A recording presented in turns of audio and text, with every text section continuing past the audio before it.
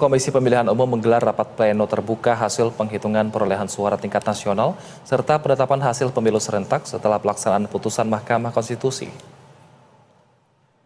Rapat pleno hari ini dihadiri oleh seluruh pimpinan KPU. Diketahui rekapitulasi nasional diselenggarakan seluruh wilayah yang melakukan pemungutan suara ulang selesai melakukan rekapitulasi tingkat provinsi. Berdasarkan putusan dari MK, ada sekitar 20 wilayah yang melakukan pemungutan suara ulang, diantaranya adalah pemilihan DPD Sumatera Barat, DPRD Kabupaten Jayawijaya 4, DPRD Kota Ternate 2, DPRD Kota Cirebon 2, DPRD Kabupaten Cianjur 3, dan 15 wilayah lainnya. Sementara itu dari 297 perkara yang diregister, Mahkamah Konstitusi menolak 58 perkara dan mengabulkan 44 perkara PHPU Pileg. Rekapitulasi hasil penghitungan perolehan suara tingkat nasional serta penetapan hasil pemilu serentak tahun 2024. Dan untuk membahasnya lebih lanjut, kita sudah terhubung dengan jurnalis BTV, ada Maria Gabriele dan juru kamera Gilang Rahmat langsung dari Gedung KPU Jakarta. Selamat sore Gaby, seperti apa proses rekapitulasi nasional hasil PSU hari ini dan kira-kira apa saja hasilnya? Ya, selamat sore Wilson dan juga pemirsa BTV. Benar sekali bahwa pada hari ini Komisi Pemilihan Umum atau KPU menggelar rapat pleno terbuka untuk rekapitulasi penghitungan perolehan suara tingkat nasional setelah penetapan hasil pemilu serentak 2024 pasca pelaksanaan putusan dari Mahkamah Konstitusi. Awalnya rapat pada hari ini dilaksanakan pada pukul 11. Namun berdasarkan pantauan kami, rapat sendiri baru dimulai pukul 1:30 siang tadi. Dan rapat rekapitulasi nasional ini diselenggarakan setelah seluruh wilayah yang melakukan pemungutan suara ulang atau PSU ini selesai melakukan rekapitulasi di tingkat provinsi.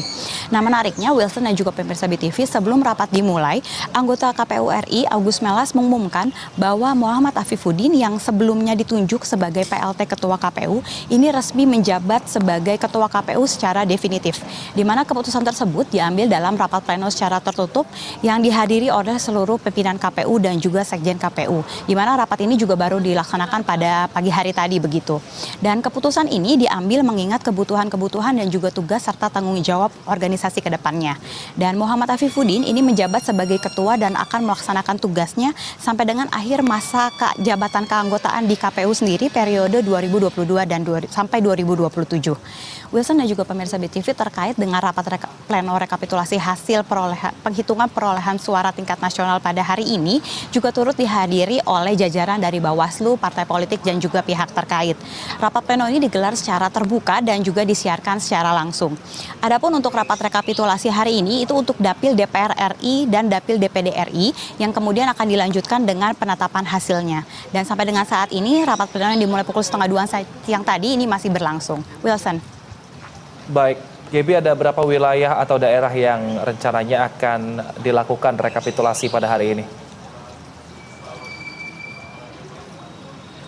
Ya, Wilson dan juga pemirsa BTV, sebagaimana sudah disampaikan oleh Ketua KPU RI Muhammad Afifuddin sebelum rapat tadi, rapat rekapitulasi hari ini itu untuk Dapil DPR RI dan juga Dapil DPD RI. Dan berdasarkan informasi yang kami dapatkan, untuk Dapil DPR RI yang direkapitulasi pada hari ini ada dari Provinsi Banten, Kalimantan Timur, dan juga Jawa Timur.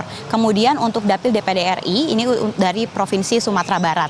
Dan dalam rapat pembaca rekapitulasi ini juga dilakukan oleh Ketua KPU Provinsi. Dan provinsi yang direkapitulasi terlebih dahulu dalam rapat pada hari ini adalah Provinsi Banten, di mana tadi dibacakan hasil rekapitulasi perolehan suara pasca putusan Mahkamah Konstitusi atas PHPU di Banten 2 untuk pemilu anggota DPR RI. Dan dibacakan juga dari data pemilih, kemudian penggunaan surat suara, perolehan surat suara peserta pemilu, termasuk caleg satu persatu juga dibacakan begitu. Dan berdasarkan hasil rekapitulasi perolehan suara pasca putusan dari MK ini, adapun jumlah surat suara sah untuk pemilu anggota DPR RI di Banten 2 ini sebanyak 1.515.946 dan yang tidak sah ini sebanyak 270.213. Jadi total seluruh surat suara baik yang sah ataupun tidak itu sebanyak 1.786.159. Dan rapat pleno sampai dengan saat ini juga masih berlangsung untuk Provinsi Sumatera Barat dan kami juga masih menantikan keterangan resmi dari pihak KPU terkait dengan rapat pada hari ini. Demikian Wilson. Baik, terima kasih atas laporan Anda, jurnalis BTV Maria Gabriele dan juru kamera Gilang Rahmat langsung dari Gedung KPU Jakarta. Selamat bertugas kembali.